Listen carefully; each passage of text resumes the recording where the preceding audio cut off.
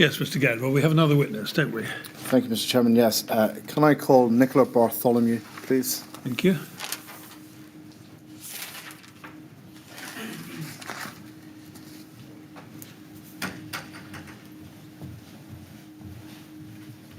Good afternoon, Ms. Bartholomew. You're going to take the oath, make the oath, are you? Thank you. Yes, well, you take the book in your right hand and repeat the words on the screen, please. I swear by Almighty God that the evidence I shall give shall be the truth, the whole truth, and nothing but the truth. Thank you very much. I'd like to sit down and make yourself comfortable. Thank you.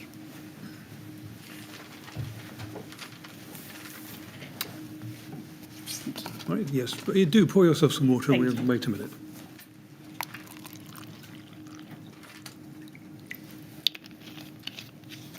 Right, when you're ready, Mr. Gadd. Ms. Bartholomew, can I start by thanking you very much for attending at this public inquiry to give your evidence. We're very grateful to you. If you have any difficulty understanding any of the questions I'm going to ask, please say, and I'll ask the question again or put it in a different way. If you feel you need a break at any time, please let us know. We will aim to take a scheduled break this afternoon, but if you need a break at any other time, please signal and we'll aim to break at that point. The other thing I'd ask you to do, please, is to try to keep your voice up so that the transcriber who sits to your right can hear you very clearly and to get your evidence down. It also helps not to nod or shake your head, but to say yes or no so that the words you say can be written down in the transcript. You've made a number of witness statements to the inquiry, but for the purpose of today's questions, I'm going to focus on three. Can I please take you to them? They are on a folder on your desk, and they will hopefully appear on your screen as I take you to them. Thank you. The first one is TMO 00000894. Thank you. That's dated the 7th of February 2019. Could we go to page 8, please?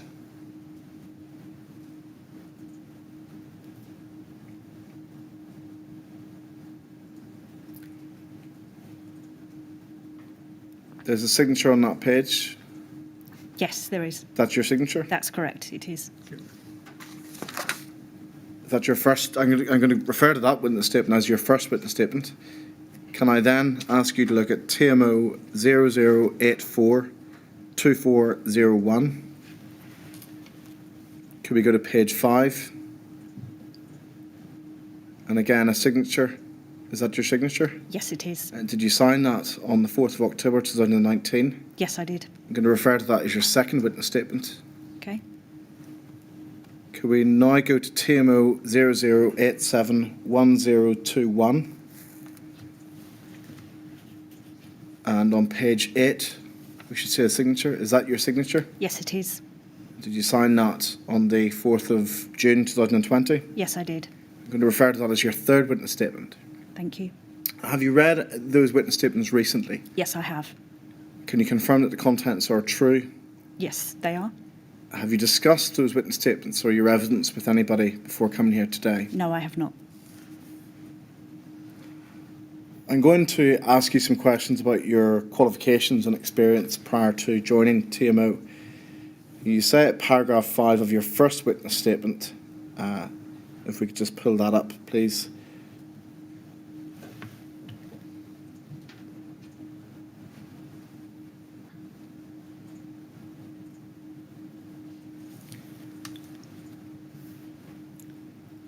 At the time of the tragedy at Grenfell Tower, I've been working in housing management in London boroughs for 20 years. I have a degree in housing and I'm a member of the Chartered Institute of Housing.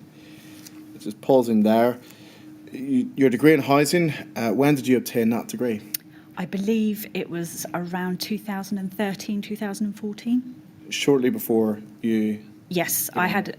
Yes, sorry, I had a break, so I did some formal qualifications upon leaving school, and then I had a break for a number of years, and then I went back to study my my housing degree later on in my career.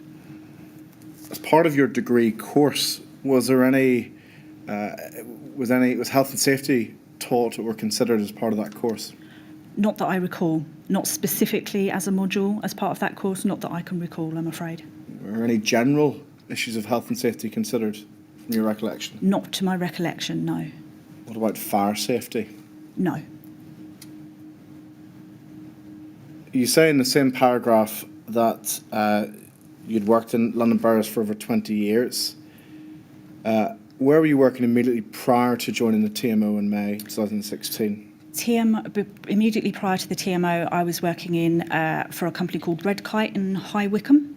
And then prior to that, I'd worked in the London Borough of Hillingdon, I think twice, Slough Borough Council, and I'd worked for some housing associations that had contracts with London boroughs.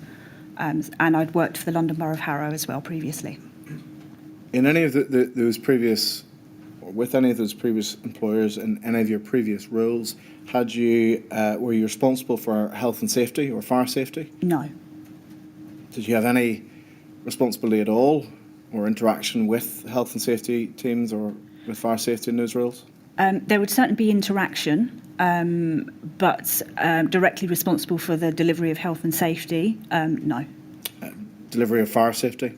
Fire safety, no, not directly responsible for fire safety.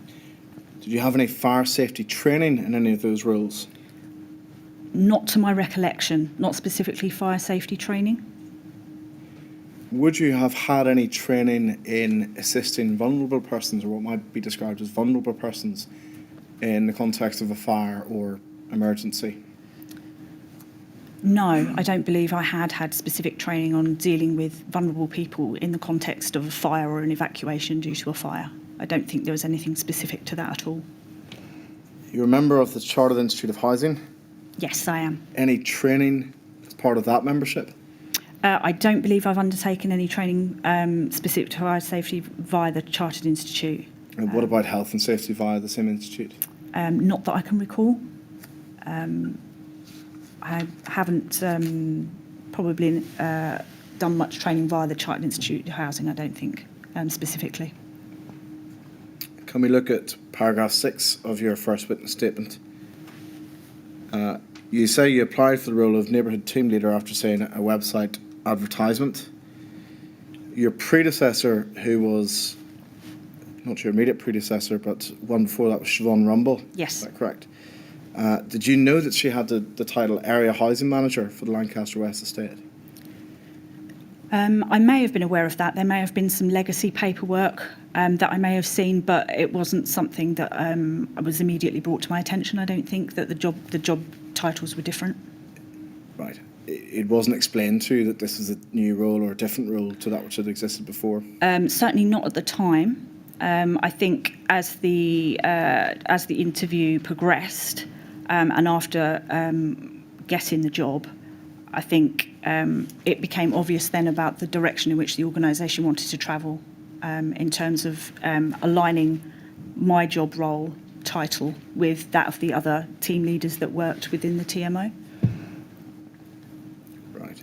So, sorry, just to be clear about that, I think there was already a team leader for the North and a team leader for the South.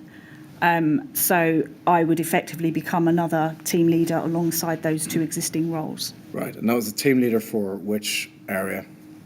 For the area that I was covering, that would come on to becoming team leader for the West. So I would be neighbourhood team leader for the West, post the restructure. Did you report to Kieran Singh? I did. And he in turn reported to Teresa Brown, is that correct? That's correct. They weren't based at Lancaster West Estate, is that correct? That's correct, yeah. Does it follow then that you were the most senior person employed by the TMO based at Lancaster West Estate? On a day-to-day basis, probably. That's probably correct, yeah.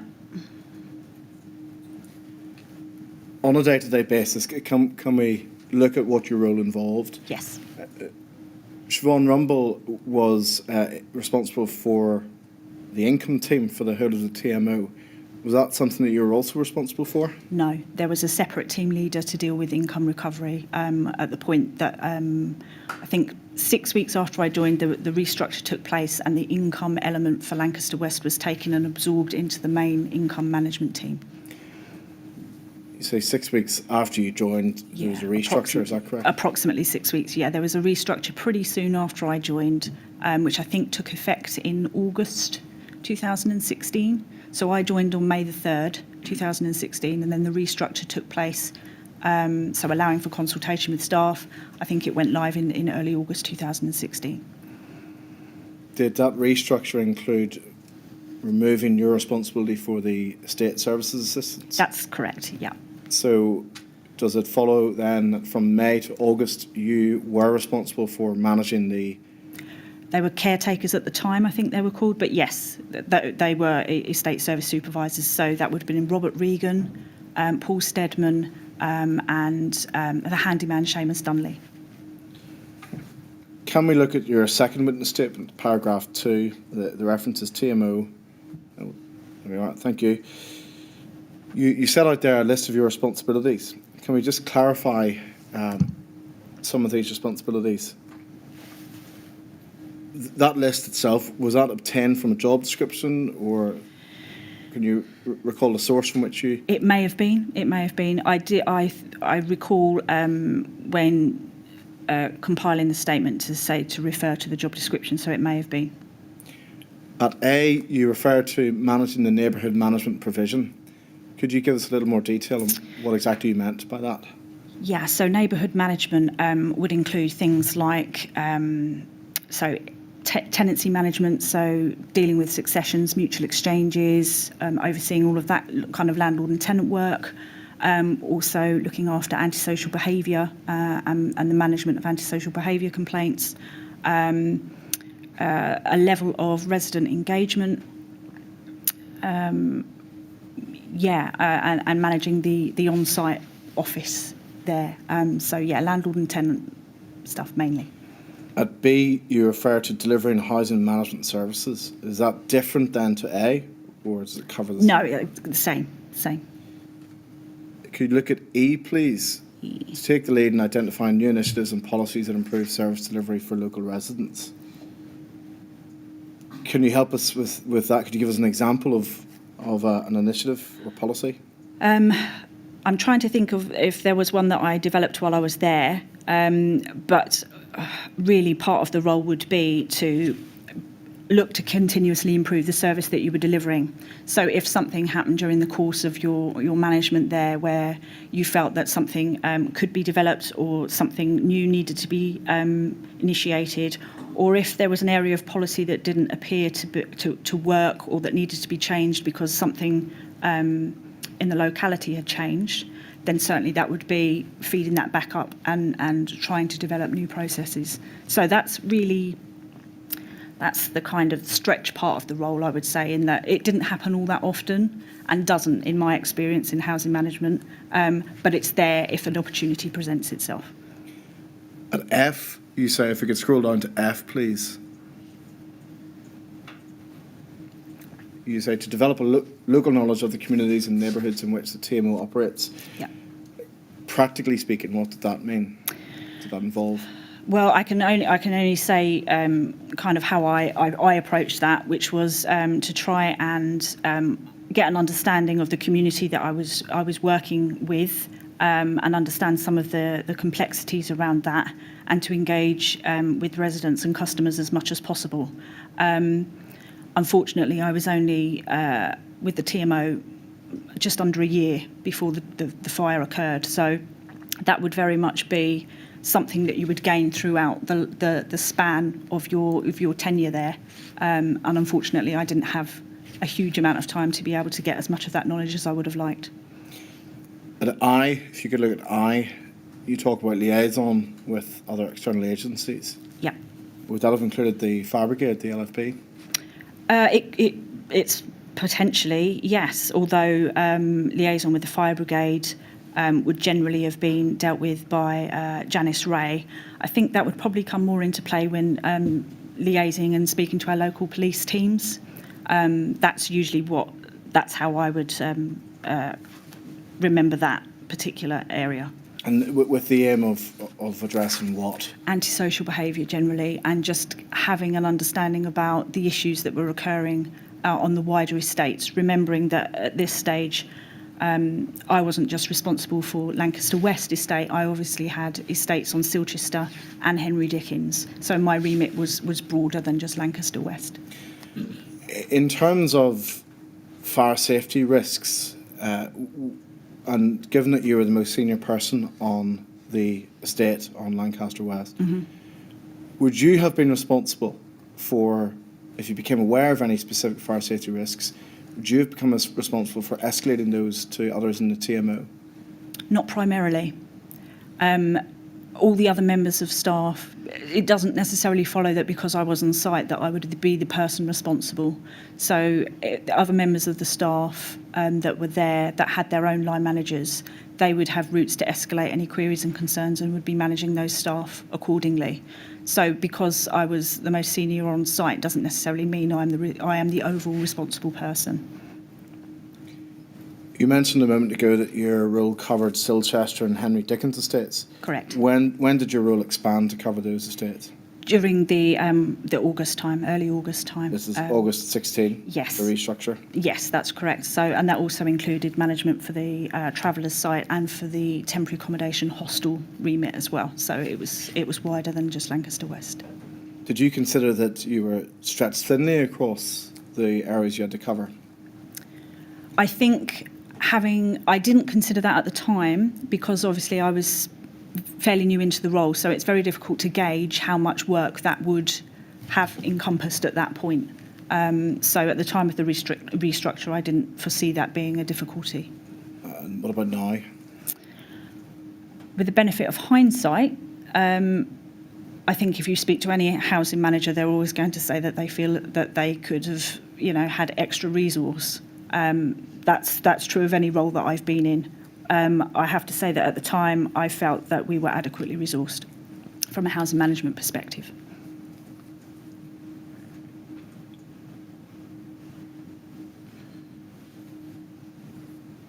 I asked you a little earlier about training prior to joining the TMO. Now, when you were with TMO, did you receive any training on fire safety? I don't recall that I did. I don't recall that. I don't think I did. In your first witness statement, if we can go back to that paragraph 20.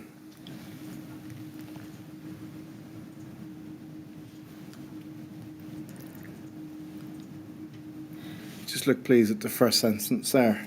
You say, "While I had some awareness of the fire safety measures in Grenfell Tower, I have no knowledge of whether they were compliant with relevant building regulations." Yeah. What fire safety measures were you aware of at Grenfell Tower? I was aware that there was a smoke vent system. I hadn't been involved necessarily on the training for that, although the ESAs were, as far as I'm aware. So I was aware that there was that system in place. I can't remember if I was aware of anything else.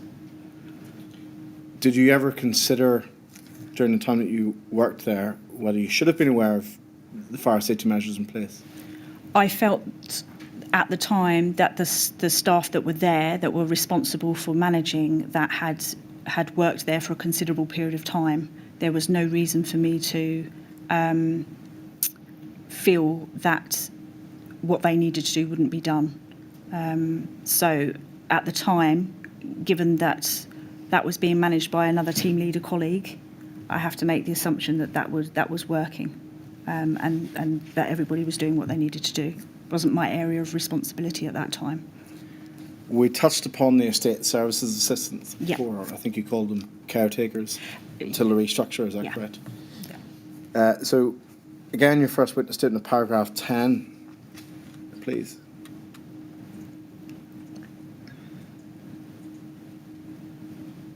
You say, "I recall for the first few weeks I worked at the TMO, the two estate services assistants reported to me. However, following a restructuring, Paul and Robert began reporting instead to the estate services team leader, Louise Nezendonye."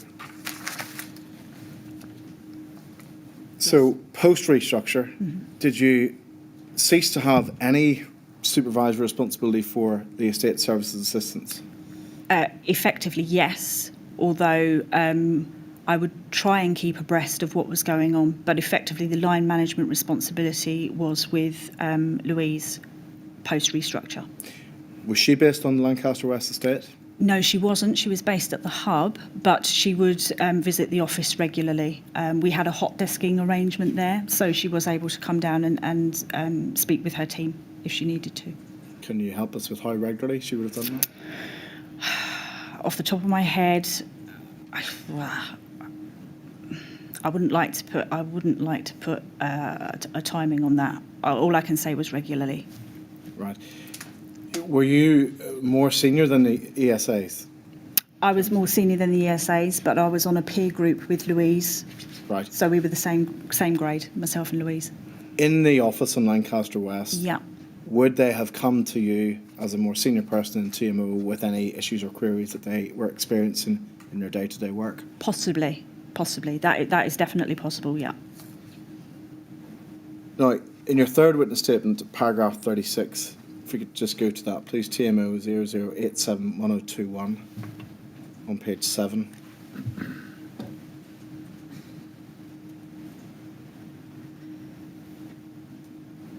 What you do there is quote from Mr. Steadman's witness statement, where he says, I had regular contact with the residents in my role and would often make inquiries about their general satisfaction with the estate and wellbeing. I was able to feed this information back to my supervisor, Nicola Bartholomew, during our one-to-one meetings. He then, in a subsequent statement dated the 12th of May 2020, if we go to that please, it's TMO 00870944. It's the third page.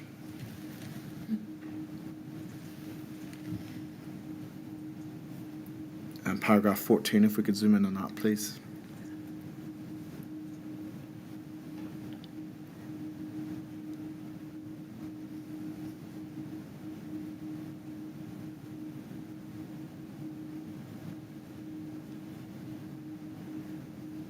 The penultimate sentence there is, usually my one-to-ones would be every month. My supervisor and I would discuss anything and everything that had happened during that month or was to happen. For example, antisocial behaviour. I do not know if what I said was recorded. And if we could turn over the page to paragraph 16, please.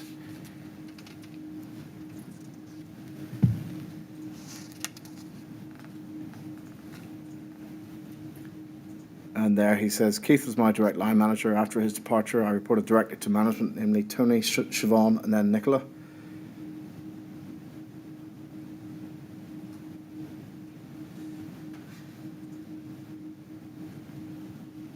Mr. Steadman's recollection then is that he reported to you and had one-to-ones with you. Did he ever have one-to-ones with you? He may have had one-to-ones with me in the formal one-to-ones with me in the original 6 weeks or so that I was managing him. After that, his formal one-to-ones would have taken place with his line manager, which was Louise. I may have arranged to have catch-up sessions with him ad hoc to supplement that during the time, just because I would be wanting to keep abreast of anything on the estate. But certainly the pick-up, the formal one-to-one sessions would have been with Louise. The catch-up ad hoc sessions, yeah. For you to pick up things that were going on in the estate. Yeah. What kind of things would you have wanted to know about? Yeah, so obviously I would be the one attending most of the Lancaster West Residents Association meetings. So really it would be around whether we'd had fly tipping issues, whether whether there were concerns about anybody sleeping rough anywhere. So we had garage blocks underneath the finger blocks, and occasionally we had rough sleepers in there. It could be about anything really, any concerns on the general estate. That type of thing. Any fire safety concerns? Not that I could recall. It's possible, but I can't recall anything specific. But in any event, that would needed to have been picked up with Louise, as I would expect through his formal one-to-one process with her. I wouldn't have expected fire safety concerns to be raised in an ad hoc catch-up session with me. I wouldn't be the appropriate person. Given that you can't recall, yeah, if he had raised such a concern, what would you have done with it? What I would have done with it would have raised it with the necessary people. So I'd have either spoken to his line manager about it, or I'd have spoken to Janice about it.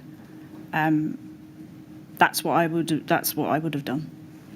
Did Paul Steadman or Robert Regan, forgive me, ever raise concern with regard to the amount of work that they had to do and the time with which they had to do it? I'm trying to think back on that one.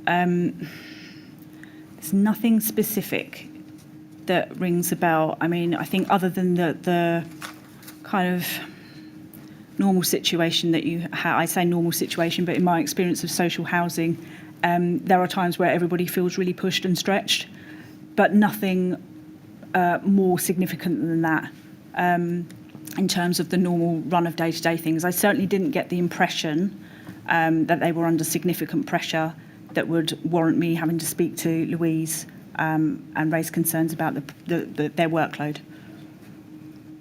Were you aware if they had certain time limits for carrying out pieces of work? No, I wasn't aware of time limits on pieces of work. Could we look at a document, please? The reference is TMO 1004 7147, and it's at page 7.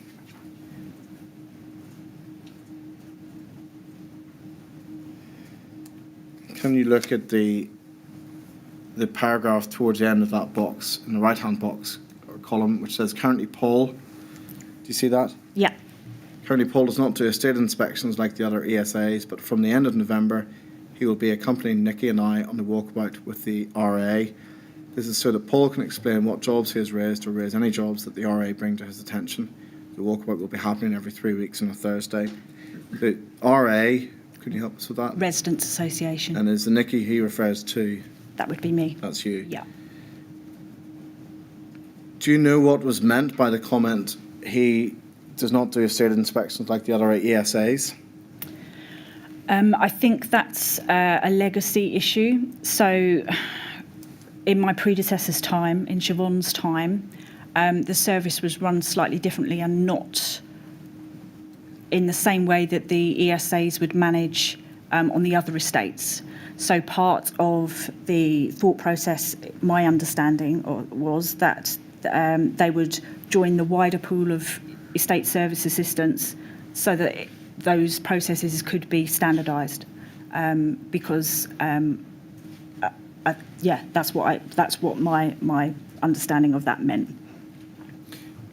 Did you start accompanying him on walkabouts with the Residents Association? I started the walkabouts initially fortnightly, and then I had a member of a new housing officer join, Millicent Williams, who joined, I believe, middle of August to the end of August, and then that's something that I eventually handed over to Millicent to manage. And my understanding is that she and Paul would carry those out with the Residents Association. So it went from 2 weeks to then eventually 3 weekly.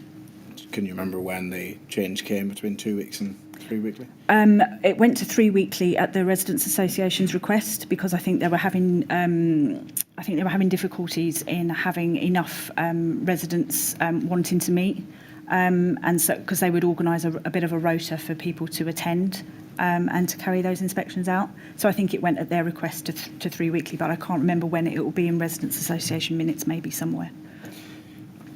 Can I ask you some questions about inspection checklists now? Yeah. So paragraph 27 of your first witness statement, please. TMO 50894.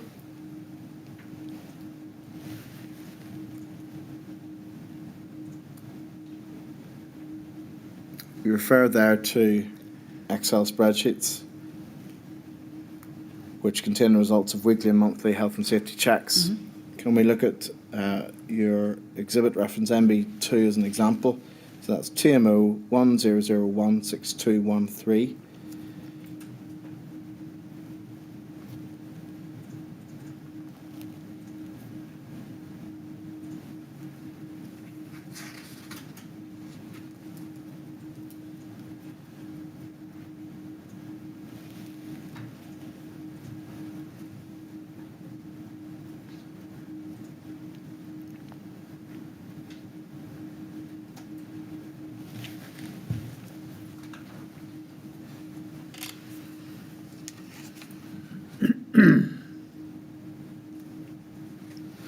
You recognise that? Yes.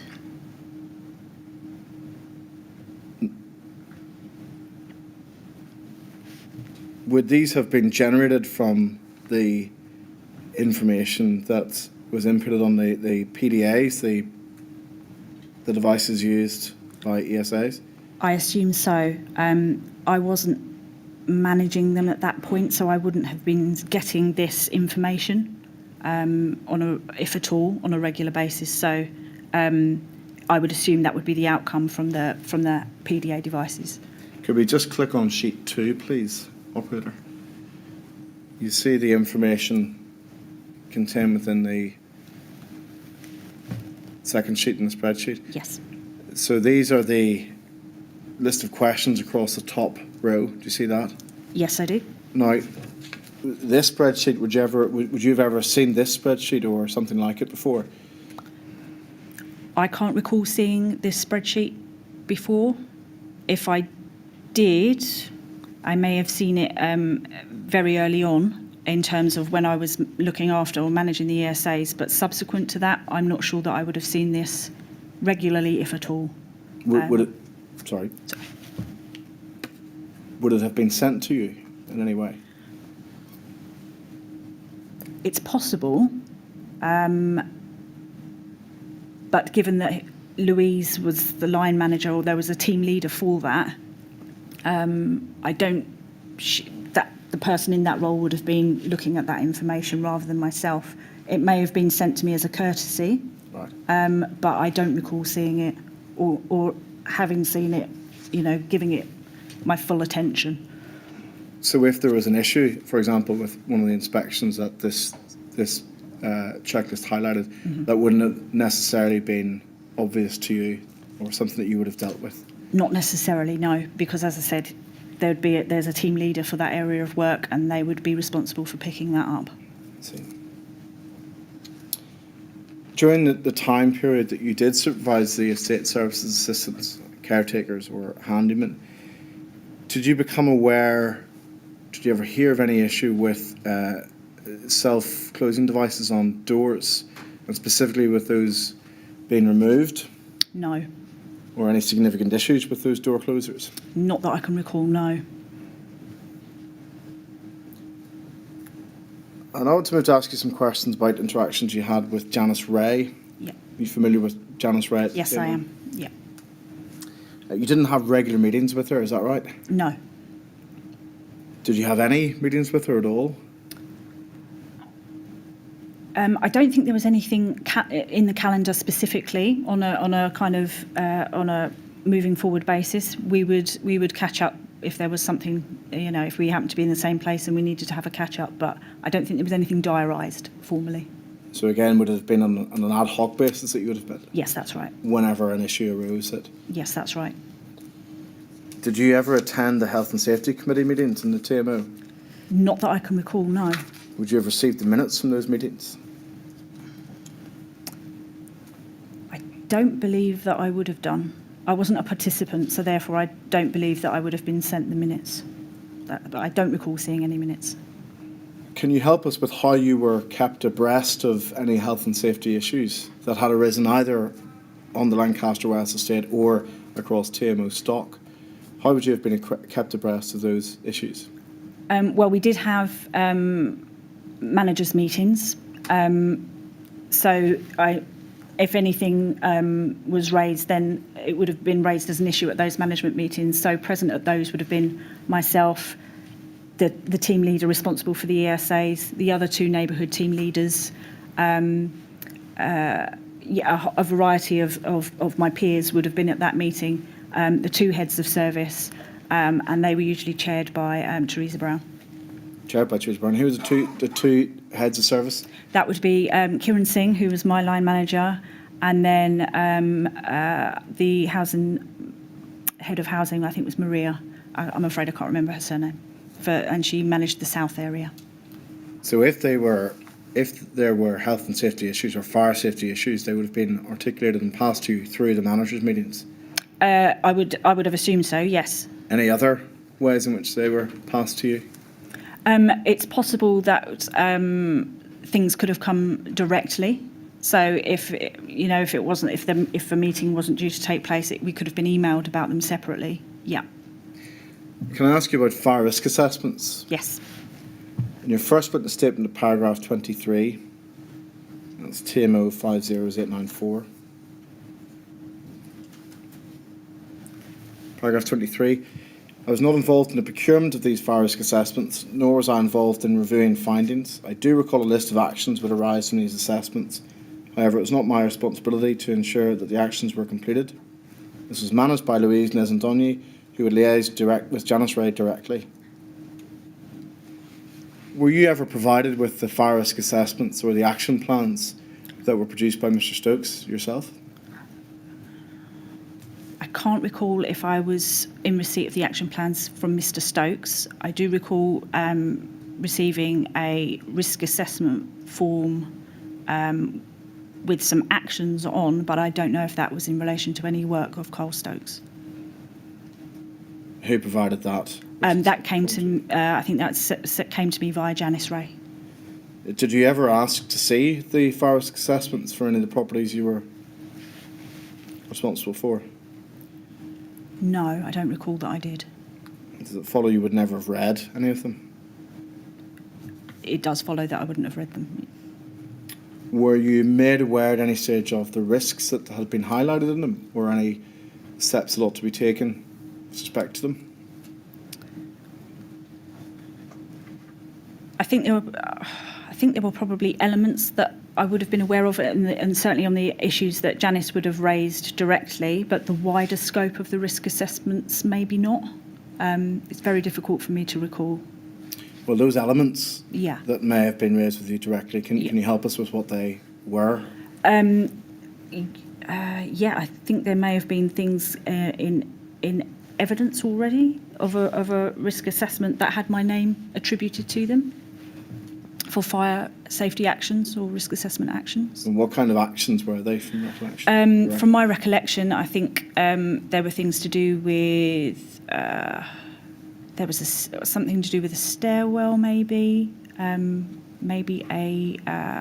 door, one of the fire doors, things like that, and that had my name against them.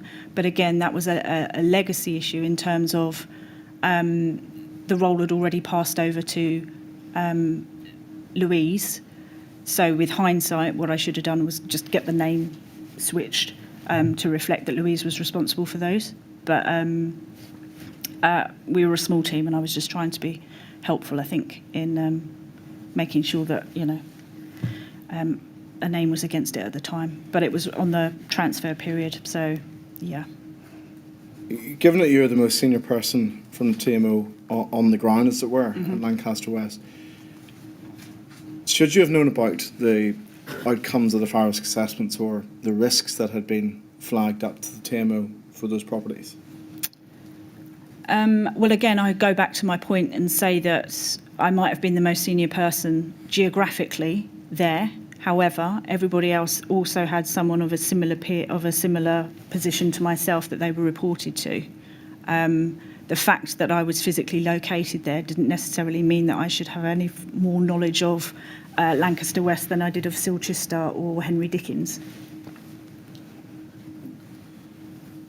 You mentioned about the actions that arise from a fire risk assessment, and I think what you said is that you weren't responsible for closing them down or for making sure they were completed. Yeah. That fell following the restructure to Louise Nezandonyi. Yes.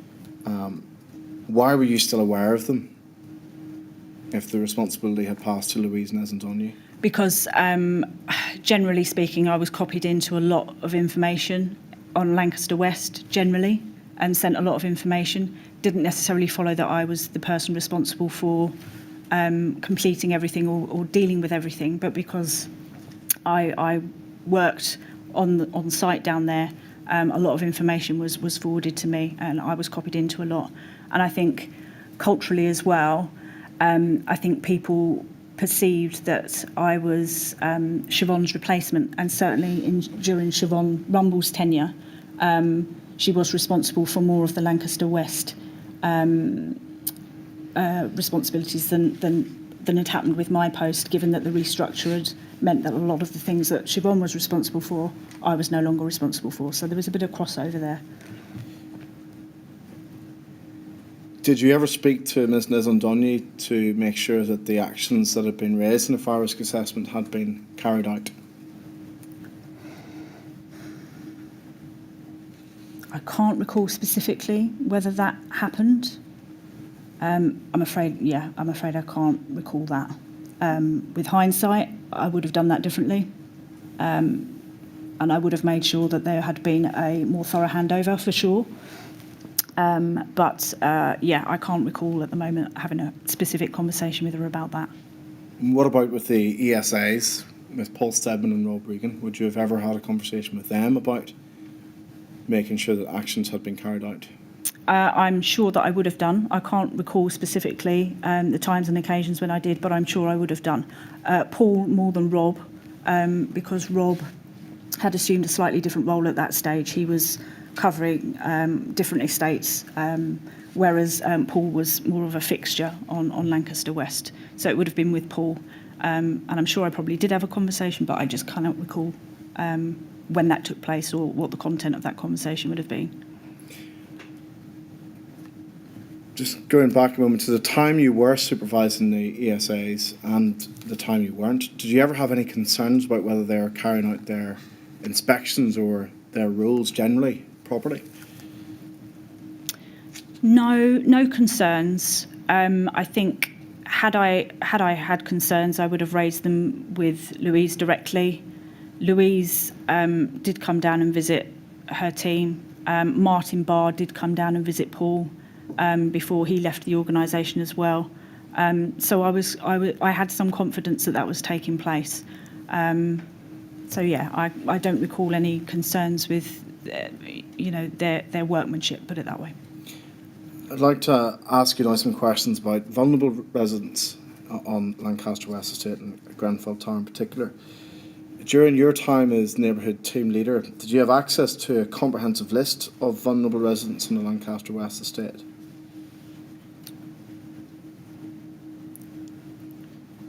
I don't recall having ever seen a list of vulnerable people.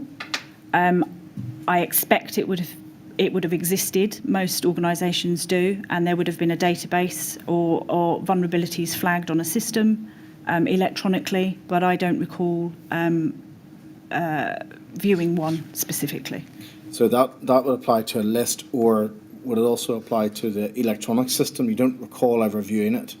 Well, I think in terms of the electronic system, we had a CRM system, so we would tend to go into cases one by one rather than view everything in one go. I certainly did.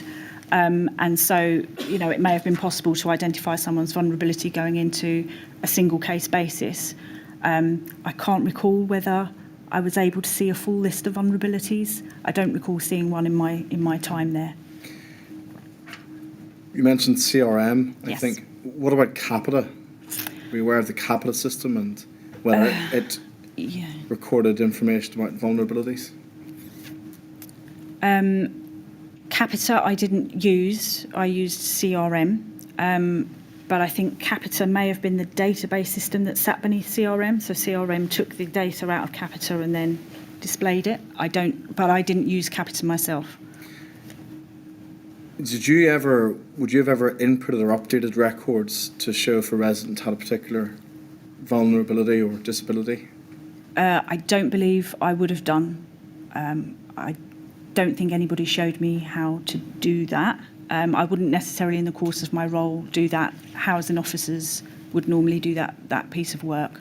If I needed it to have been done, I would have asked one of the housing officers to update the system for me. It's not something that I would have done on a normal course of events, I don't think.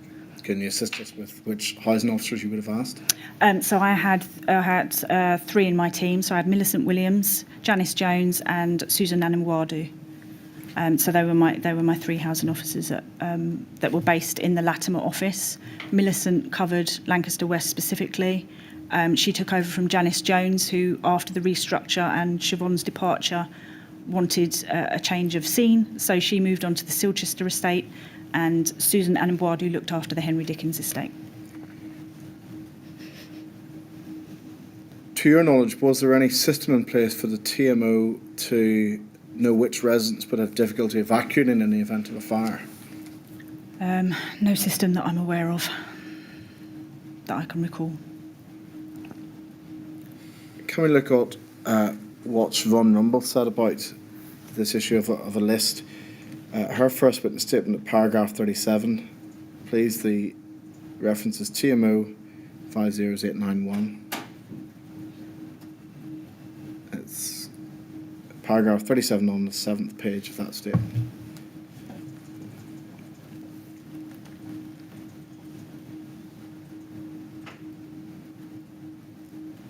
Second sentence of that, please, Ms. Bartholomew. You see it says, I'm also aware that there was a spreadsheet recording information about vulnerable residents. Yes.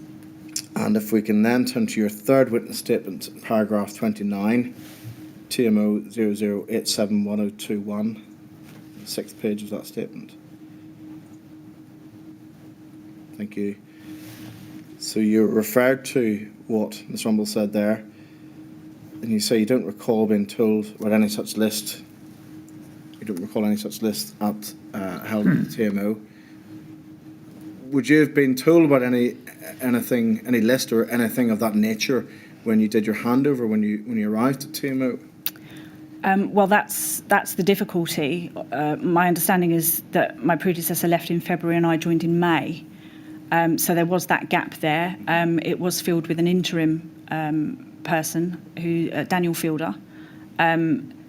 So effectively, my handover would have been via Daniel as opposed to what Siobhan would have given.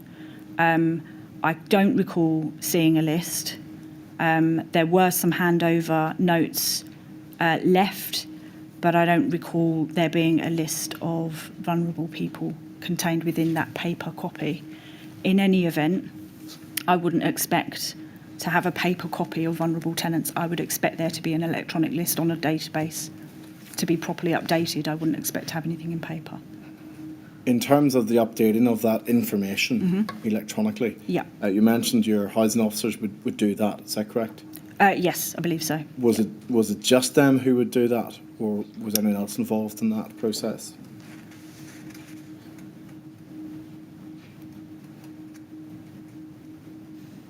I actually don't know. I don't know if they would be the only people to have access to that. Certainly I didn't, because I actually can't recall whether I was able to do it or not. So I don't know if they were the only people that were able to update that system. David Noble, would he have? David would have been an example of someone that would have looked after that system, so I would assume that he'd be able to go in and look at that data.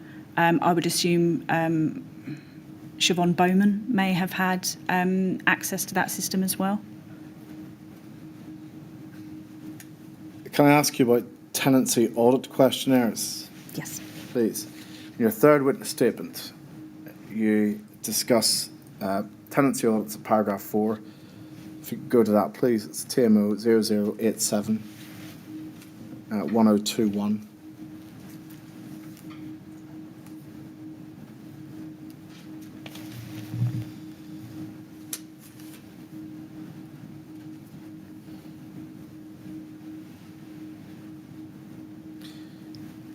Paragraph 4, we see that the tenancy audit programme is ongoing. Was the purpose of these audits to make sure that the information held by TMO and residents on CRM, that it was up to date? I would say so, yeah. Can we look at an example of a tenancy audit questionnaire, please? It's at IWS 401778. Go to the second page of that document, please.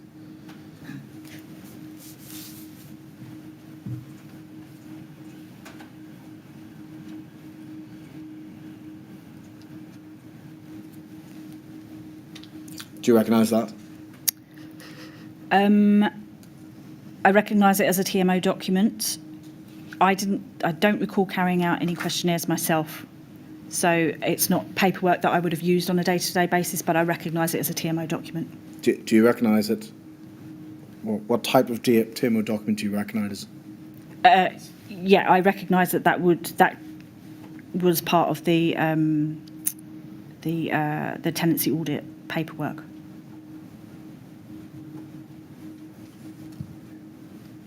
Could we go to page 9 of this document, please?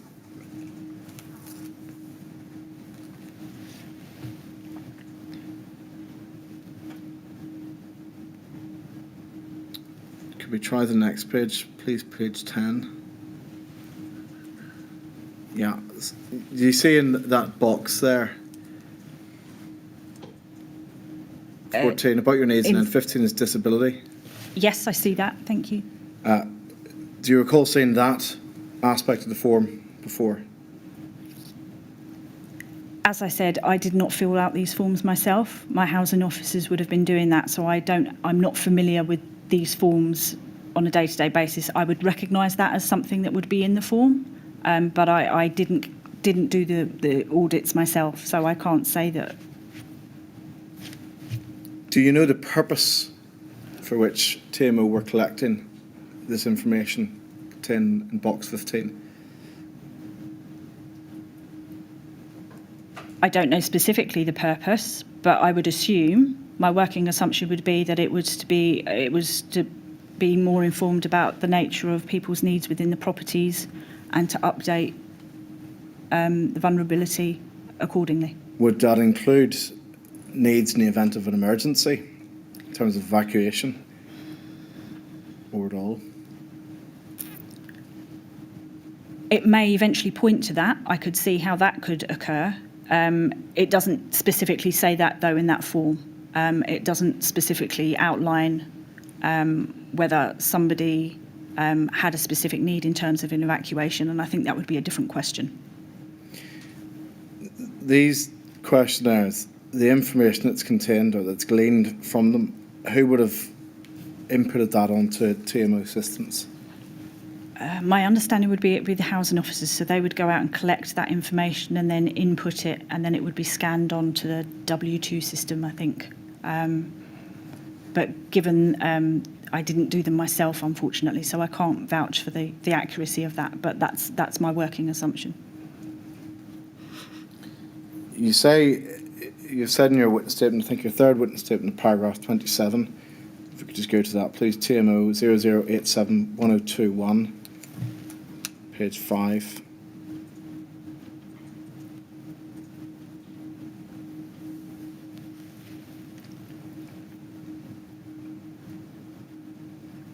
You mentioned about the CRM system and Yes. information contained on it. And you say here there's a notes or comments section to record information.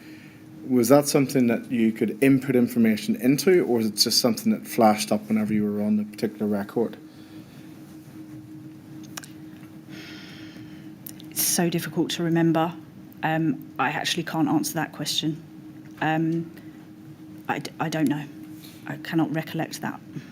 Were you aware of, or would you have known how to obtain information on people who had vulnerabilities or disabilities, say within Grenfell Tower? Would you have known how to do that?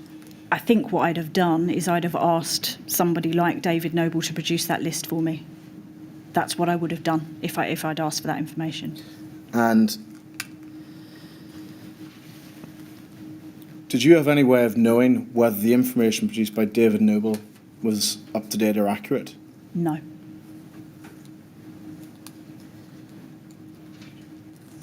Whenever you accessed CRM, or whenever you considered those with mobility issues or disabilities or vulnerabilities in Grenfell Tower, did you ever consider what they would do if they needed to evacuate in the event of a fire? I did, but the advice was that it was a stay-put policy, and we were working on the assumption that any fire would have been compartmentalised, and therefore full evacuation of the building may not be necessary. Also, there were 2 lifts that were all-floor lifts. So in other tower blocks that were on the surrounding estates, there were alternate floor lifts, but Grenfell had 2 lifts that serviced all floors. So whilst it was a stay put policy, I wouldn't have expected to have dealt with an evacuation. On the lift point, Yes. were you told that the lift was to be used in the event of an emergency, or is that something that you were aware of and therefore assumed that it would be used? No. I mean, at the time, I wasn't particularly concerned with fire per se. It was if, for example, there'd been an issue when one of the lifts had failed, we still had another lift that was available, not specific to fire, because in a fire, you probably wouldn't want to use the lifts anyway. So my view was it was a stay-put policy, and therefore, you would not be looking to evacuate an entire building in the way that we subsequently that happened. Did you ever consider, with a stay-put policy, if the fire or if a fire occurred in someone's flat and that person had a disability which prevented them from leaving easily, did you ever consider what should happen in that scenario? No, because I considered that my view would have been on that there was a health and safety, that would have been covered as part of a health and safety risk assessment. The policy that was in place should have factored that in. It wasn't necessarily something for me to consider. The organisation would have already considered that and put its policy in place. Did you know that the organisation had done that, or do you assume that that's what they... I would have assumed that, and that's based on, experience of working in other authorities and other housing providers. There is a general assumption that those things will be in place. You also refer to tenancy information sheets in your third witness statement. Can I ask you to look at what I hope was an example of one? TMO H 0001898.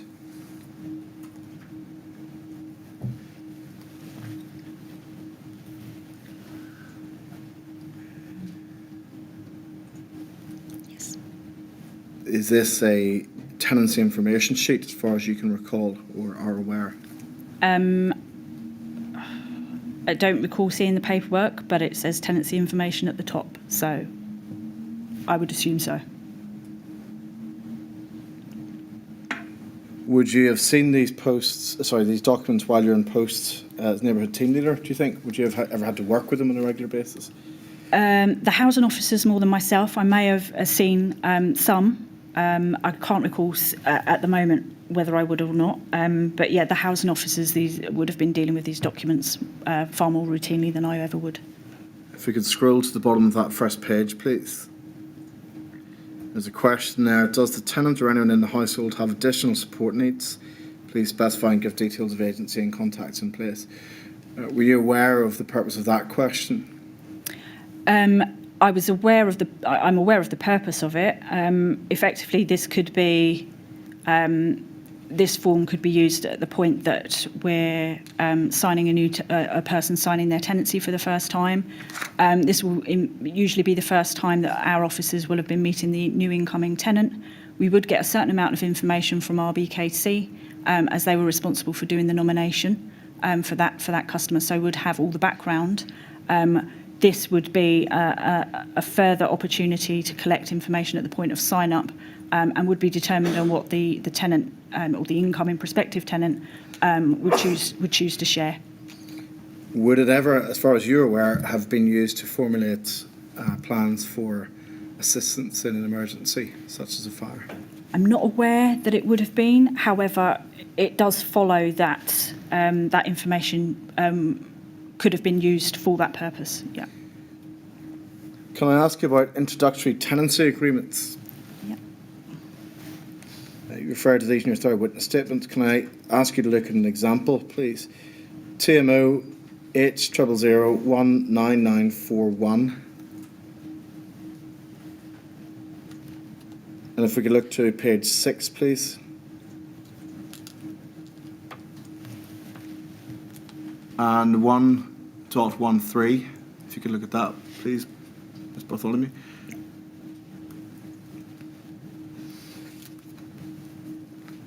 Do you recognise this tenancy agreement? Would you have been involved in these in any way? I didn't carry out sign-ups, what we call sign-ups, signing of new tenancy agreements. I didn't carry those out routinely. Again, that's housing officers.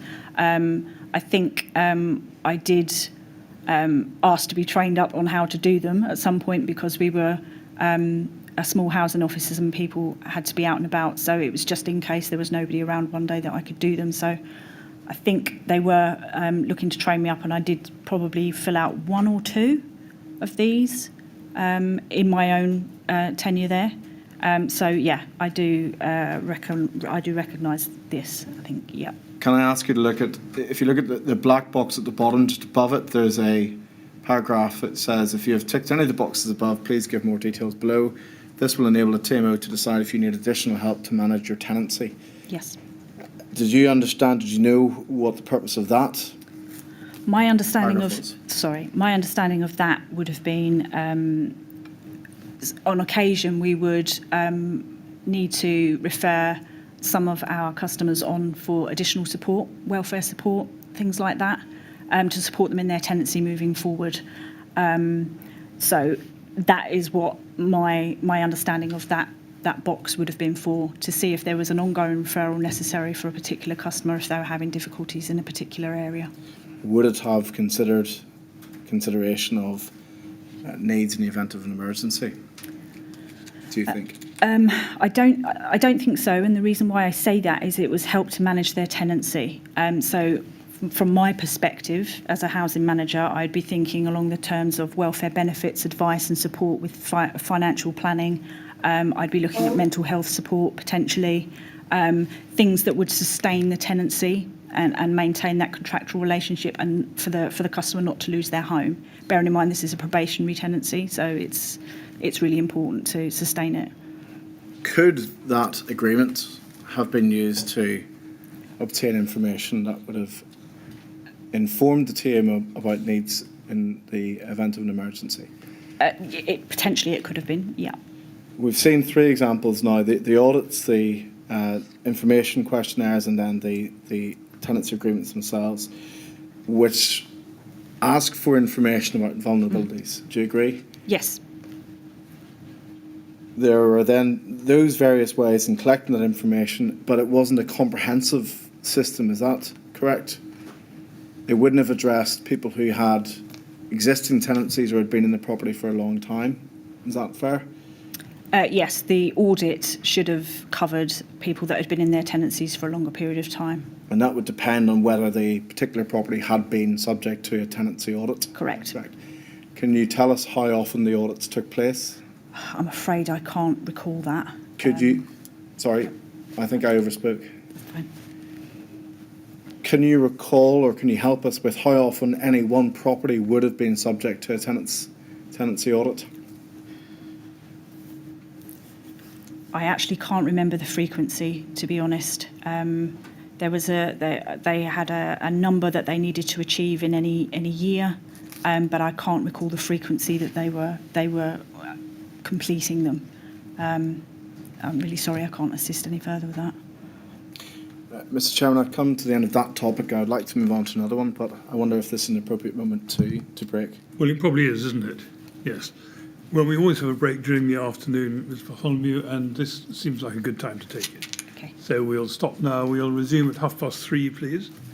And please don't talk to anyone about your evidence while you're out of the room. All right? Thank you. Thank you very much.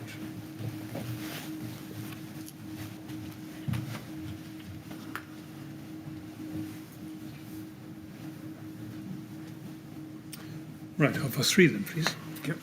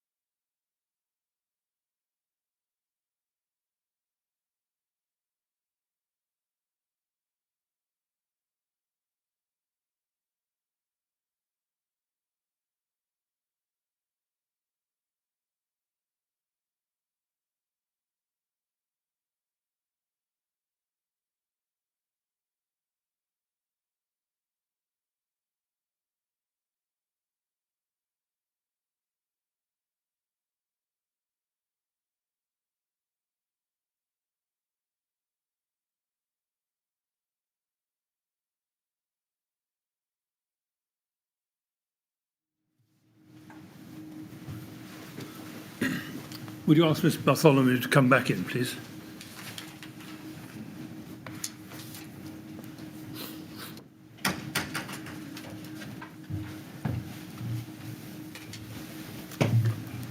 All right, Ms. Bartholomew, Thank ready you. to carry on? I am, Yes? thank you. Thank you very much. Yes, Mr. Gadd? Can I ask you to look next at one of Mr. Stokes' fire risk assessments in respect of Grenfell Tower? The reference is CST 6087.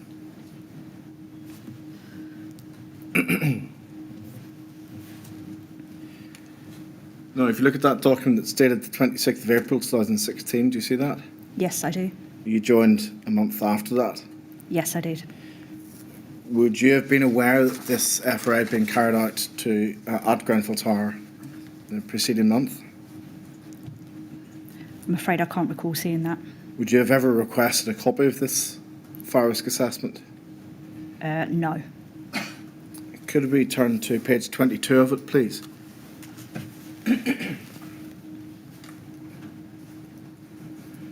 See under the heading there, 13 disabled people. You Yes. see the tick in the box, yes. Yes. And that's in response to the question. It is considered that the building is provided with reasonable arrangements for means of escape for disabled people.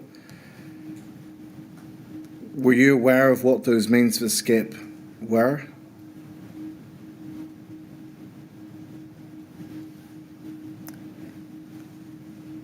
No.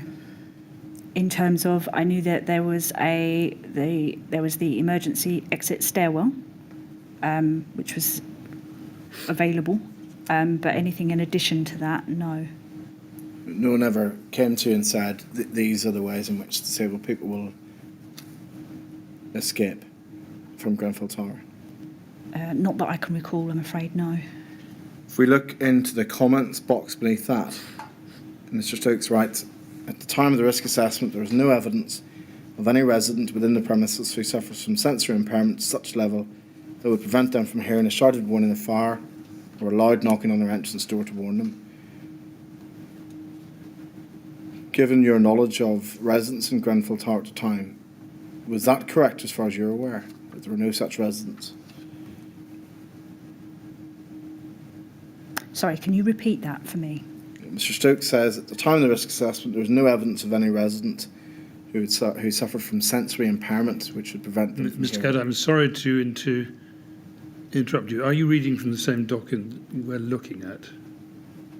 Because when you read it the first time, I sensed that the words were slightly different from what I was reading. Well, Might forgive me. if you- May I read verbatim from the risk assessment then? I'm sorry. It's all right, thank you. The document, at the time of the risk assessment, there was no evidence of any resident within the premises who suffers from sensory impairment that would prevent them from hearing a shouted warning of fire. Was that correct as far as you understood the position in Grenfell Tower whenever you joined it in May 2016? I wouldn't have been able to have made a conclusion on that. That would have meant that I'd have had to have known every individual tenant, every individual household member to make that assessment. I wouldn't have been aware of that. The next paragraph is TMO have introduced a comprehensive programme to gather information about tenants, including any disabilities and their physical ability and mobility to respond to any emergency situations. This information will be imputed on a TP tracker system and held centrally.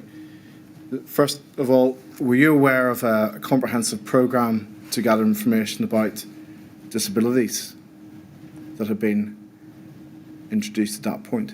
No. My assumption is they meant the tenancy audit process. That would be my assumption. Were you aware of a TP tracker system? Not that I can recall. No.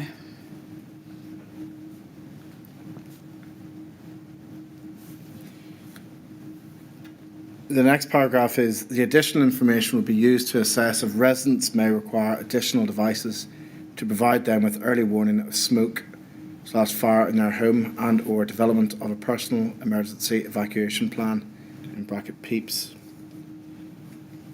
Are you familiar with the term personal emergency evacuation plan? I am. Would you have been familiar with that term at the time that you started at TMO? I was.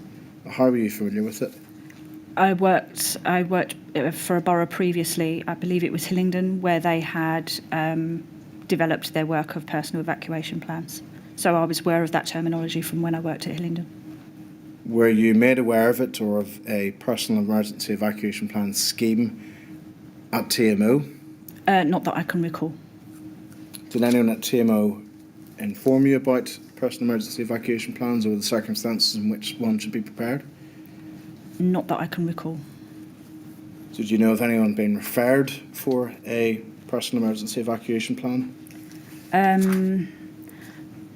Not in the tower, although there may have been. I think I have a recollection of a vulnerable customer in a sheltered scheme that had a personal evacuation plan developed, although it may have been referred to more as a risk assessment for that individual. But they weren't in a tower, they were in a sheltered scheme. So I think I have a recollection of that, but not of a personal evacuation plan for Grenfell Tower. You told the inquiry a few moments ago about your knowledge of people with sensory impairments in the tower. And I think you said that you wouldn't have known that information. Specifically addressing the point of physical mobility restriction, would you have known of any residents in the tower who suffered a physical restriction of mobility that might have meant a PEEP was appropriate for them? At the time of the fire, there was one resident that I was aware of, because by virtue of the fact that the customer had a disability scooter or a mobility scooter, and from memory, I think she was housed in the hidden homes, which were the new properties that were developed in the tower that had been built with disability in mind, so the doors were wider and there were various adjustments made within the property. So I think that particular customer I was aware of, but I couldn't say that I was aware of anybody else, unfortunately. We may come back to the customer you referred to, but can I ask you to look at a document which is the fire safety strategy? That's at TMO 00830598.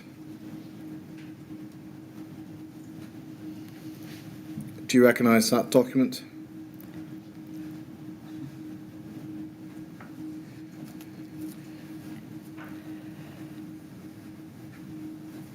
I'm afraid I can't recollect reading that document.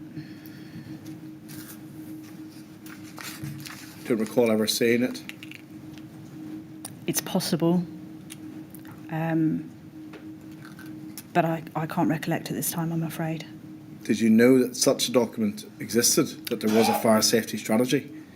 I would have assumed something like that would have been in place. That's been my experience in most of the organisations, if not all of them, that I've worked for, that there is usually a health and safety fire strategy in place. So it would have been my assumption that the document was there.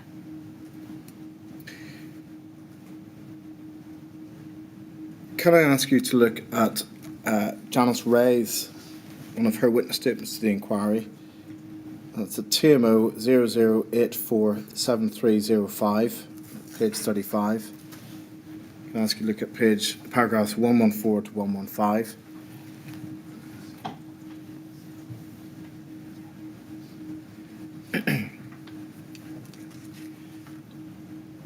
Paragraph 114. I've been asked to provide more information on the TMO's intention to produce PEEPs for vulnerable and disabled residents. I've also been asked to set out the extent of my knowledge and involvement in this plan. Paragraph 115. PEEPs were generally targeted at workplace and occupational settings and not residential dwellings. Additionally, the health and safety team were not routinely advised of the location of vulnerable residents or those with disabilities. If vulnerable or disabled residents raised concerns with my estate or neighbourhood colleagues, we would have visited that resident and or asked the fire risk assessor to visit and or sought an LFB home fire safety visit. Were you aware that you could make a referral to the health and safety team for a PEEP to be prepared? Not specifically for a PEEP, but if there were health and safety concerns, then it may have been raised in a different way, and a PEEP may have resulted out of that conversation, but not specifically. I wasn't ever aware of a situation where I'd specifically say we need a PEEP for this customer or this customer.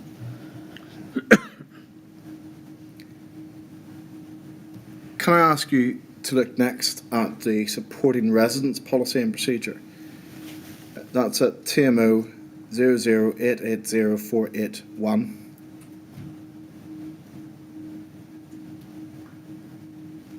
Could you look at that document? Do you recognise it? Have you seen it before?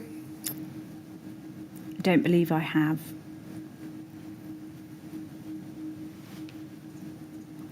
Were you aware of whether once such a policy existed?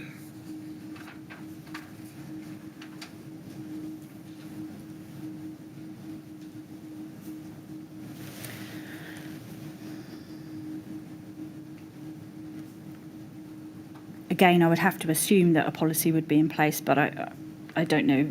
The evidence that I see in front of me, this is draft, so I don't know if it was actually in place at the time or whether it was still a draft document.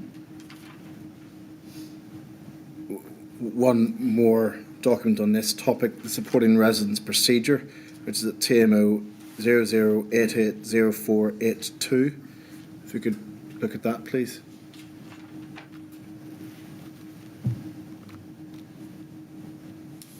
Do you recognise this procedure document?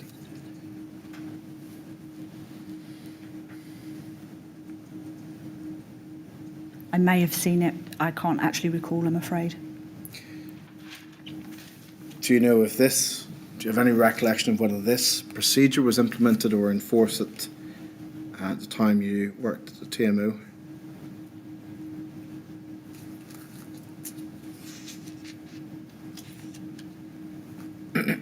I'm not aware of that.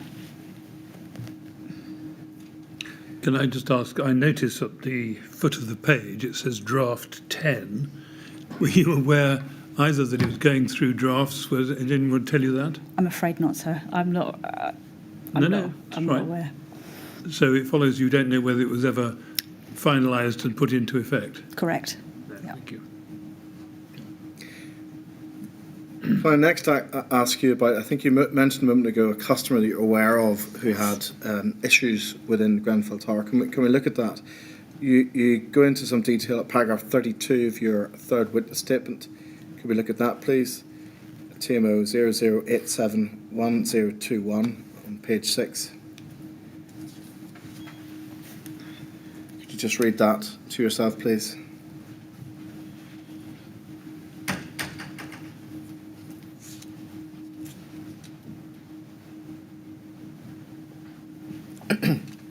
Yes. Do you recall, was the lady's name Mariko Toyoshima Lewis? Yes, that rings a bell. Yeah. That's flat 9 at Grenfell Tower. I don't know the door number, I'm afraid. Were you aware that she was a wheelchair user and registered as disabled? I wasn't fully aware of that. However, her use of a mobility scooter would suggest that.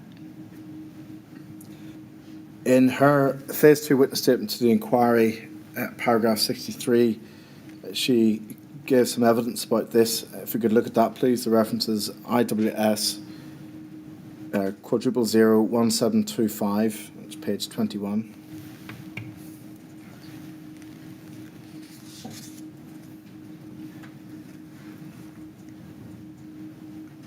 If we could zoom in on paragraph 63, please.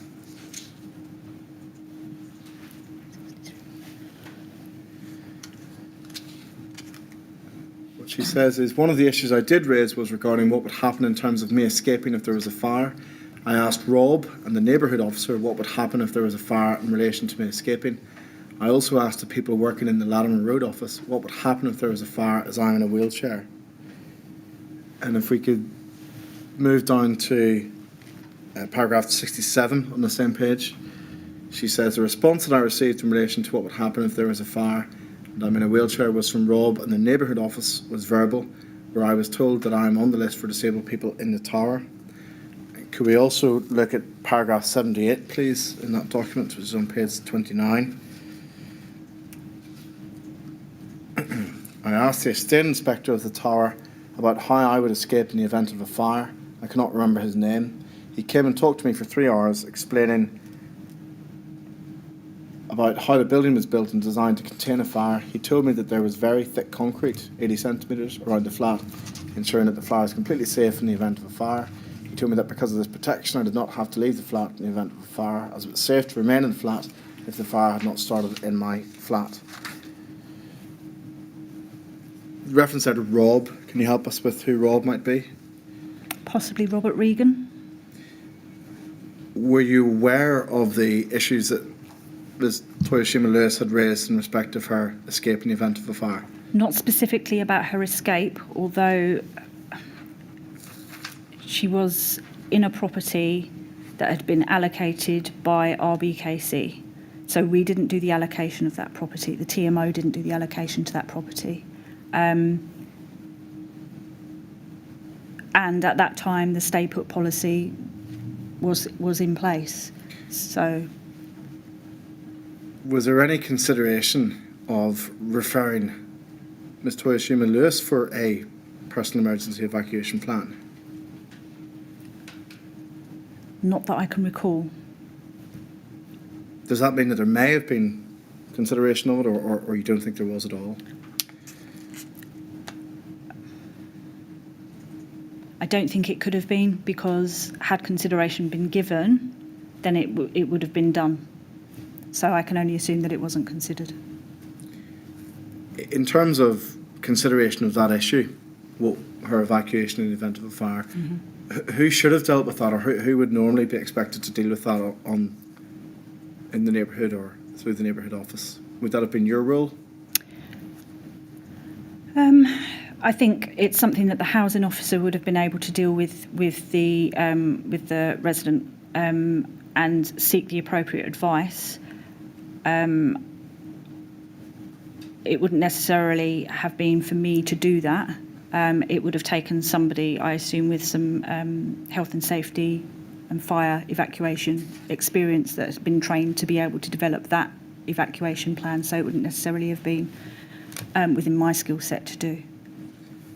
Can we look at an email chain from October 2016 at TMO 10045793, please?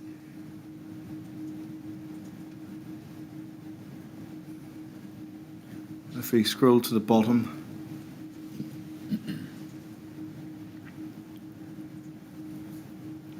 on the second page, I think.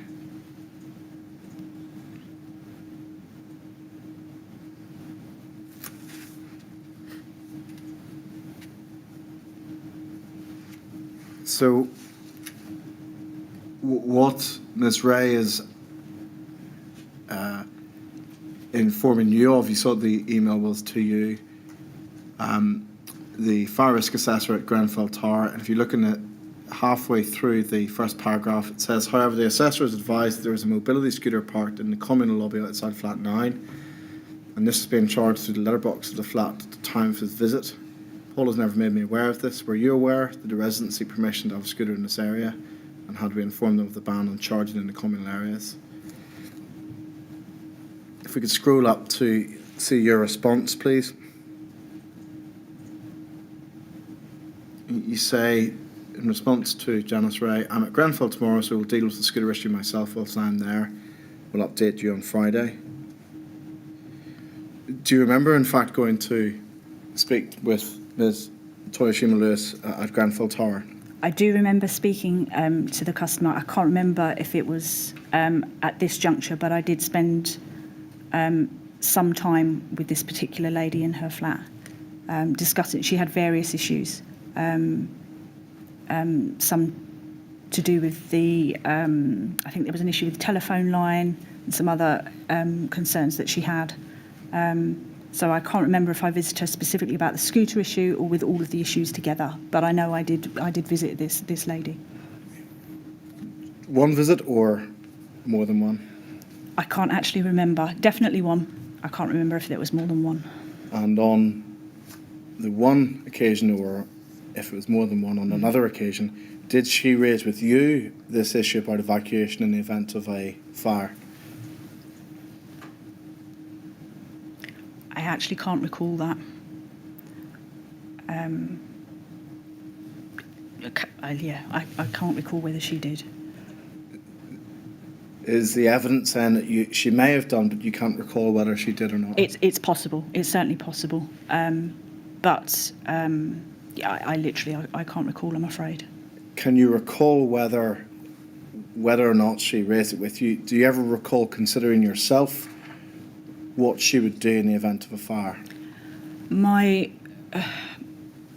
I think the way that the concern was raised was more to do with the location of the scooter.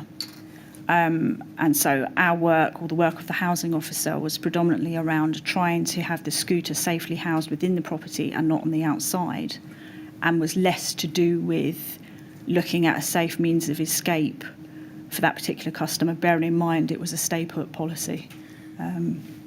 So, yeah. The Janice Ray's email was because of a fire safety concern. Is that correct? My understanding was it's because of the way the scooter was outside, and from this email it appears that because of the electric supply running from the property out through the letterbox and into the scooter that was parked outside the front door of the property. As a consequence of that fire safety concern, neither you nor you didn't think about an issue of evacuation event of fire, nor did anyone ask you to consider that with this particular resident. Is that correct? I can't speak for anybody else, but I didn't think about a safe means of escape in those terms because I was working on a stay put policy. And no one else asked you to consider that? I don't know. I can't recall anybody specifically asking me to look at that. Do you know if this issue was resolved with? I think, as I pointed in my statement, I said it was a live issue at the time of the fire, so my housing officer was still trying to work with social services to secure the customer with a smaller scooter that would have fitted inside the property for her use rather than having to have it outside. Point I would probably make around that is that the allocation made probably needed some work in terms of was it an appropriate allocation in the first instance, and that's a conversation that needs to be taken place with RBKC, who made the nomination and the allocation to that property. The email that we just seen was from Janice Ray in October 2016, so a good few months in advance of the fire. The evidence is then it wasn't resolved in any way by the date of the fire in June 2017. Is that correct? In terms of an evacuation plan for that customer or the scooter? Either. Both, yeah. Neither appeared to be resolved, from my understanding.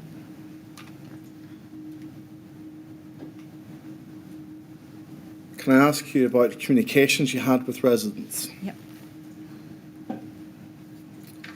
Paragraph 36 of your first witness statement, which is at TMO 50894, page 7. If we could pull that up, please. Thank you. If we could zoom in on paragraph 36.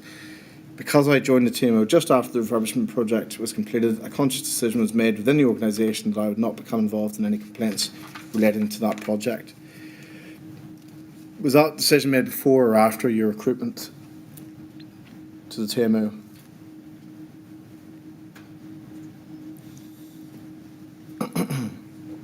I can't fix precisely when, but I got very much a view when I started that the organisation was keen to have almost a bit of a fresh start in terms of the works were now completed, and we wanted to move on to having a more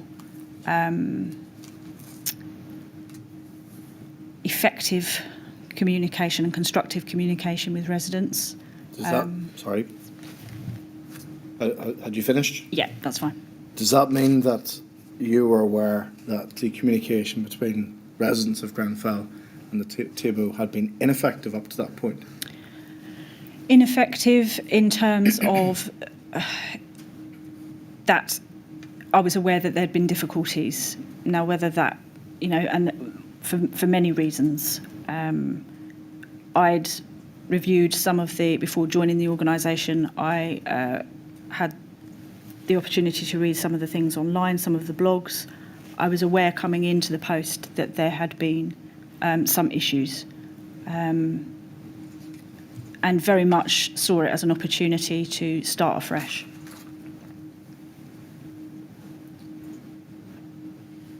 Can I ask you to look at, on the issue of Tenant's Handbook, at a document, the reference for which is IWS *0001343.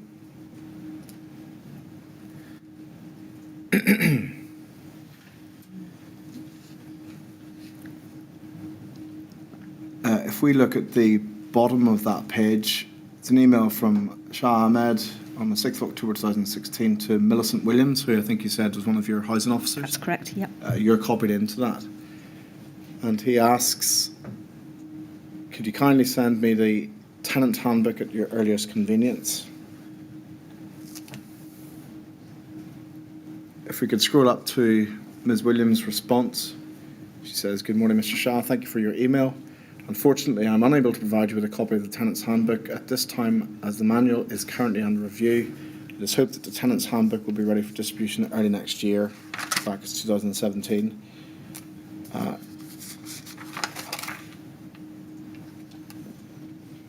Can you look at the, I think, an undated version of the handbook? It's the TMO 10041915.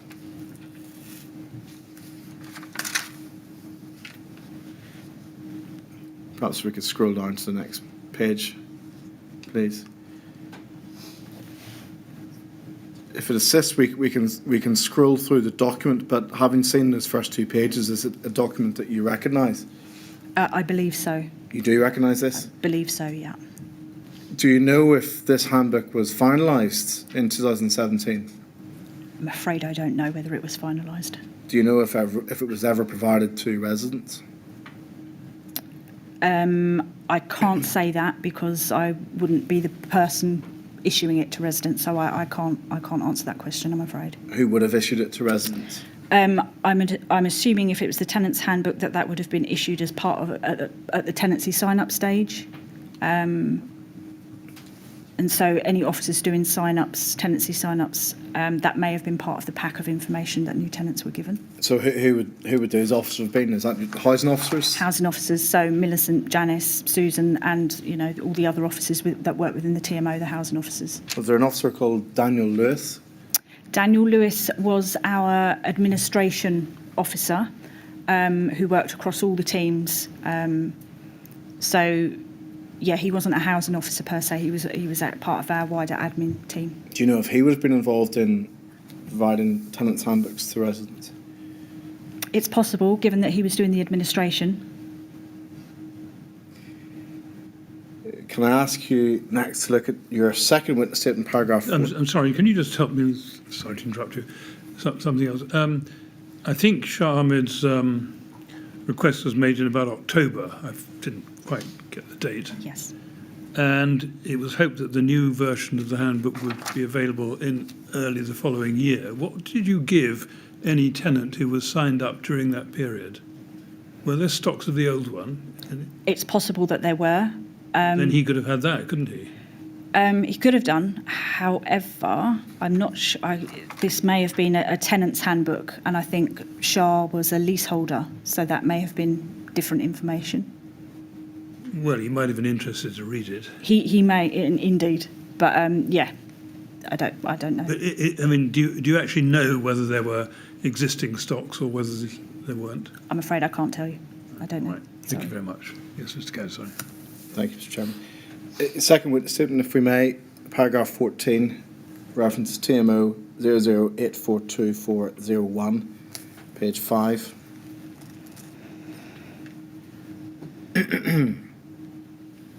You say here you recall Seamus Dunley suggesting floor signage might need to be replaced after gas pipe work was completed because the work obscured the numbers. That's correct? Is it? Yes.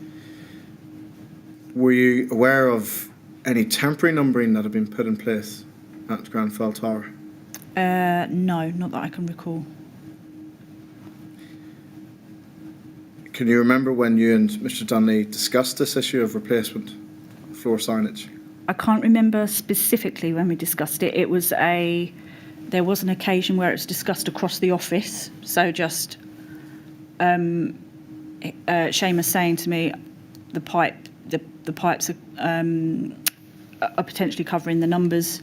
We need to get them replaced. So I think I probably said something in response to, okay, fine, we'll get that resolved. Again, after the works were complete. Did you consider whether it presented a fire safety issue? For example, allowing the fire brigade to find their way around the building. Did that occur to you? Well, it would have occurred to the estate service supervisors, the ESAs that were carrying out the weekly inspections. Should have been raised as part of that. You said would have occurred to them or it should have been raised. Was it? I don't know because I didn't manage the estate service supervisors at that time. Did you report that as an issue to anyone, to the health and safety team, for example? The specific issue on the numbering? Yeah, the numbering. No, I don't recall that I did. My understanding was, as I said in my statement, it ran across the numbers. It didn't. I wasn't aware that it had completely obscured the numbers. So I don't think anybody said to me that the numbers weren't entirely visible. Did you consider it a health and safety issue at all?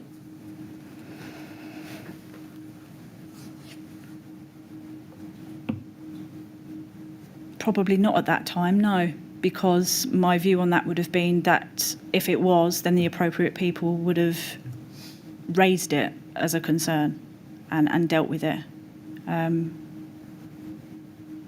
So probably not immediately to me. Again, as I say, it very much depends whether it was the pipes were running across the numbers or whether they were completely obscured.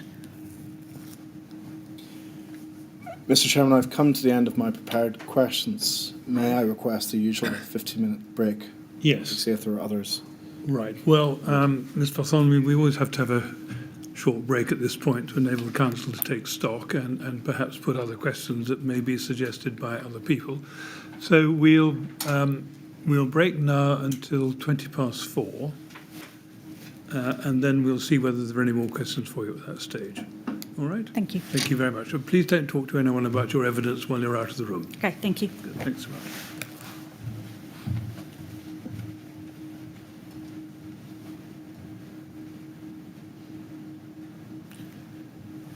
Twenty past then, please. Okay.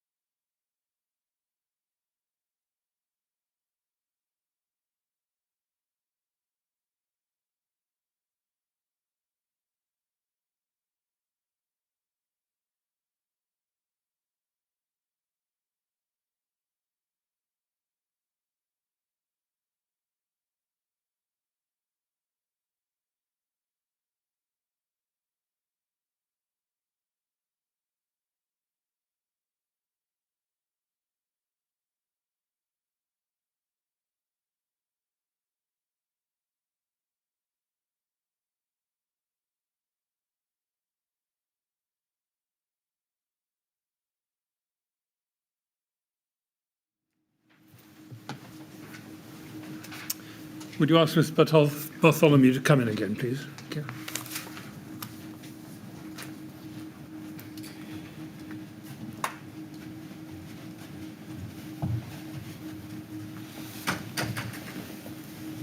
Right, Mr. Bartholomew, ready to carry on? Yes, thank Well, you. we'll see whether there are any more questions for you. Yes, Mr. Gadd. Thank you, Mr. Chairman. I asked you some questions about the collation of information about vulnerable residents within Grenfell Tower. And I think you informed the inquiry that you wouldn't know the detail of that information. Is that correct? Yes. Would you have known how to access that information collectively at all?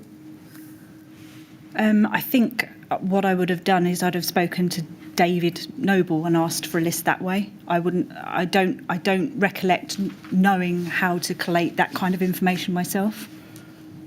Does it follow then that in the event of an emergency where that collection of information was relevant, you wouldn't have been able to do that? You would have had to have asked David Noble to do that. Is that correct? Yes, and also I'd have needed access to the system to be able to do it. So I wouldn't have had. We didn't have laptops or anything at the time of the fire, or I certainly didn't. So there's not something I could have done remotely myself. You couldn't have said or been able to assess how that information would have impacted upon their ability to evacuate those particular residents. Is that correct? You couldn't have addressed that issue of, in the event of an emergency, how such residents would be able to evacuate. Addressed in what way, sorry? You wouldn't have been able to provide that information and assessed what such people would be able to do in the event of an emergency. Is that correct? Not in respect of every resident, no. Can I ask you about logging complaints? Yes. Now, if a resident attended the office in Lancaster West, what was the system for, and they wanted to make a complaint, what was the system for logging such complaints where they attended in person? I think it would depend on who they saw and what the nature of the complaint was. So we had, at the office, there was a customer services officer on the reception desk that would deal with any customers coming into the office routinely, taking down details and passing that on to the relevant people. Certainly if that was in relation to repairs, because customer services assistants or customer service advisors would be able to log repairs from the office there and then. So from that respect, they would deal with that. I also had housing officers on the duty system. So if it wasn't that kind of query or complaint, they would be able to see a duty housing officer who could hopefully pick up those details and interview the customer and see what the situation was and pick that up and rectify that. So there's a couple of different ways that it could have been dealt with. Would the complaints have been sent to the complaints team if they were lodged in that way? It depends if the customer was making a formal complaint. It's almost two different things. So the ability for customers to raise formal complaints was available, and my understanding is that information was available on the TMO's website, I believe, about how to make a formal complaint via Catherine Dack's team, the 3-stage formal complaint process. The things that would come via our office would be things that we would try and resolve quickly that wouldn't wouldn't need a formal complaint process if we could fix it quickly, if it was a simple issue that could just be resolved quickly to the customer's satisfaction. That's what we were aiming to achieve. What about complaints made by telephone to the office at Lancaster West? How would those have been logged and responded to? I think with the CRM system, officers were able to take notes of conversations that they were having with residents and put that on CRM and raise concerns or queries via the CRM system and send that to the relevant department that needed to deal with it. So that was available as well if phone calls were received. Is it possible that residents either phoning in or attending at the Lancaster West office may have made a complaint which was not logged or passed to the complaints team. Is that possible? Yeah, certainly possible. Could you say how likely that was to happen? Impossible to say, really. There are various different people involved, and it was an estate office, so there were people, in and out all the time. So very difficult to say what or how many formal complaints wouldn't have been logged. I wouldn't have that information. Can I ask you about smoke alarm tests and checks? Would you have been involved in smoke alarm tests or checks at any stage? Not that I can recall. If a resident came and said, I'd like my smoke alarm tested, but I can't do it myself, did that incident ever, type of incident like that ever occur? I couldn't tell you, I'm afraid. I couldn't tell you if that had happened. I mean, I would assume that someone would come into the office, speak to the customer service advisor, and say that if they were coming into the office, and then, that would have been dealt with. But I'm not aware of any cases of that nature. You yourself, you can't recall addressing such an issue or resolving such an issue? Not off the top of my head, no, I'm afraid I can't. Are there any other points, or is there any other evidence you think that the panel would be assisted by knowing that you'd like to give? No, not that I can think of. Thank you. Obviously, what I would, this being an opportunity for just formally say how incredibly sorry I am to all the bereaved and everybody that suffered. Thank you. I have no further questions, Mr. Chairman. Well, Mr. Bartholomew, it only remains for me to thank you very much on behalf of the panel as a whole for coming in to give your evidence today. It's been really helpful to hear from you, and it's a very valuable exercise. So thank you very much indeed, and you're now free to go. Thank you.